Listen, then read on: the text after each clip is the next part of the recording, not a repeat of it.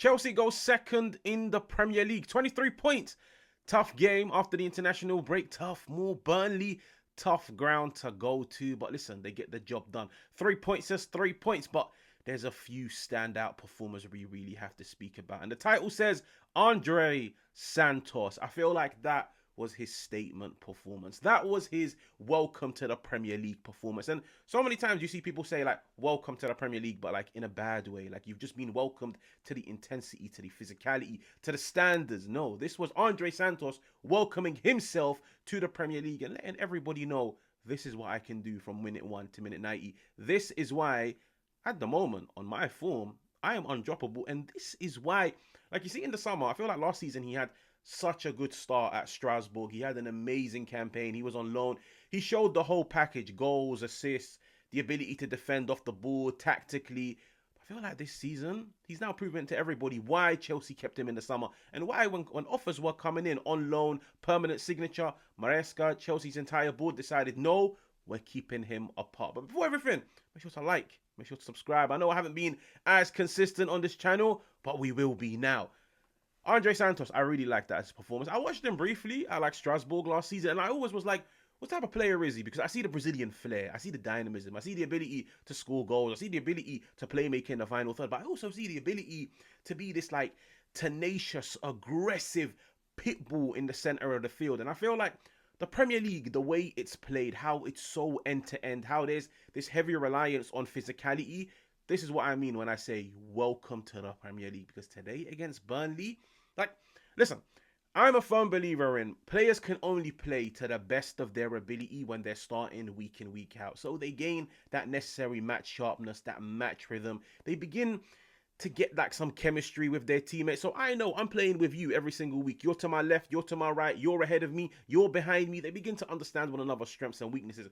I always have to credit players that get thrown into the mix, having not played much football, and they drop a flawless man of the match performance, just like how Andrey Santos did. Because to step up into the boots of Caicedo, who, let's be real, Mr. Consistent, Mr. Flawless, Mr. 10 out of 10 week in, week out, Mr. Dynamism on the ball, Mr. Aggression, physicality, tenacity off the ball. To step into his boots away from home, Turf Moor, Burnley, first game after the international break, and on top of that, you don't play much football. That performance was amazing. I feel like he was always in the right place at the right time. His anticipation really caught me off guard because he always knew what Burnley were about to do in possession, and he always positioned himself so correctly where he's in the right place at the right time. He sniffs that danger and he puts it out. And I feel like Chelsea under Maresca, like they play this vertical brand of football where like they play on the front foot. They always want to pass the ball into the channels to utilize, I don't know, Joao Pedro's hold up play and his physicality, Pedro Neto's physicality to run it behind and run the channels. When you play the game in a very vertical way and you're open to those risky passes, you have to understand, in some moments, it pays dividends, just like how we saw with the Enzo Fernandez goal, where they played out of the back, they passed the ball into the channels, Neto ran onto it, he gave it to Mark Guehi, running down the right channel, he flicked it back into Enzo Fernandez, 2-0, a 4-5 pass sequence, it led in the 3 points.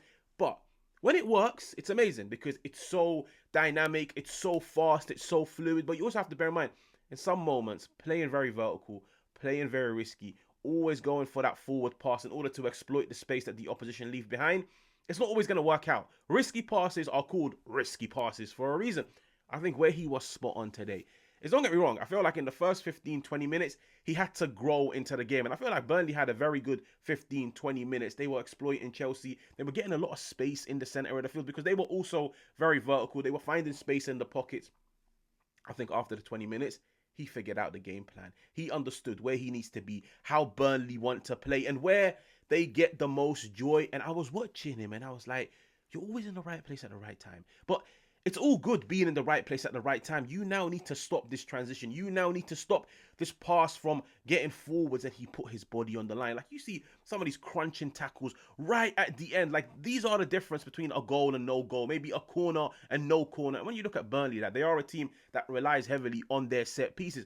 I just think he was amazing. And like I mentioned earlier on, I have to credit him because you don't really see many players that don't play much step in and drop a full performance just like he did. And I think Maresca's looking at him and thinking, I've got an amazing dilemma on my hands. Like, it truly is an amazing dilemma. I've got Caicedo where I can throw him in against Barcelona in the Champions League, and I know what I'm getting out of him. I know what I'm getting from Caicedo week in, week out. And the crazy thing is, there's still so much more growth. But I've got you. And you've got world-class potential. Like, let's not forget what this kid was doing in Liga 1. And I feel like people really need to start respecting foreign leagues because it's not a farmers league. Like, fair enough, it's dominated by PSG. That league is physical. That league is very, very, very technical. And only the best of players survive. He goes to Strasbourg and he was the main man in build-up. He was the main man in the final third. He was the main man off the ball. He set the tone of that Strasbourg team. And I feel like today against Burnley, he set the tone for me. He set the tone for me with one, his performance, but two, I feel like his mentality. Like, you see Brazilian players, they're all about flair, but at the same time, they're fighters, they're warriors, like that South American passion. This dude, for me, like, I understand, this whole video is probably going to be dedicated to him. I was just so impressed by his performance. Other players, I feel like Pedro Neto, I feel like he ran them ragged down the right-hand side. One minute cutting inside, the other minute going down the outside. He got himself a goal at the back post. I feel like Gittins had some very, very, very good moments, but very similar to Andrey Santos. Gittins is one of those players where he needs to be playing on a weekly basis for him to grow into this team. Great cross into the back post. Pedro Neto darting in, makes it 1-0. Then you look at the game-winning goal that seals the 3 points. Mark Guehi coming off the bench, making a statement, showing some physicality, showing the ability to run the channels. But what I like the most is the fact that so many times you see players, when they get into that dangerous area and they beat their man, they're thinking, listen, I'm going for glory. Like, I need to send a statement to my coach. I don't really play much. I'm coming off the bench. I'm probably third in the pecking order behind Joao Pedro and Liam Delap. Let me make a statement. Let me go for goal. But I feel like for me, like sometimes when I watch a game, I'm like, I'm not always going to credit the guy that puts the ball into the back of the net. I'm going to credit the guy that actually gets the hard work done. And then rather than taking the risky approach, which is going for goal, if he did score, it would have been an amazing goal. But I'm looking at him and I'm thinking, you know what? You showed me you understand the game because you showed me you were in an area where you could have scored, but the chances of you scoring are very, very, very small because of the angle.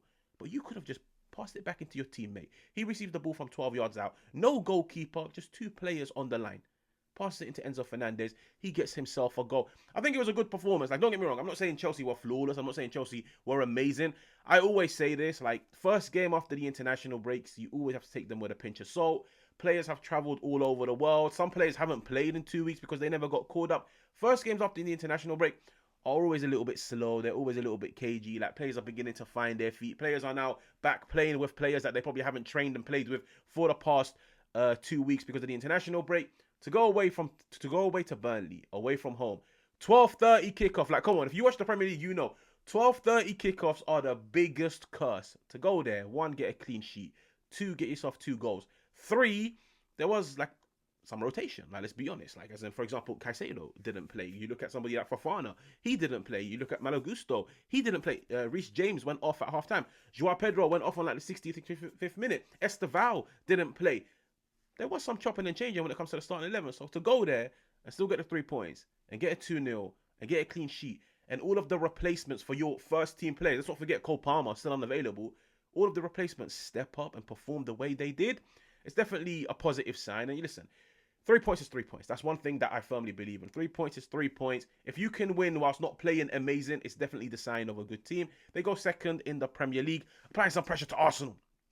Let's see what the future holds. Make sure to like, make sure to subscribe, and I will catch you guys on another one.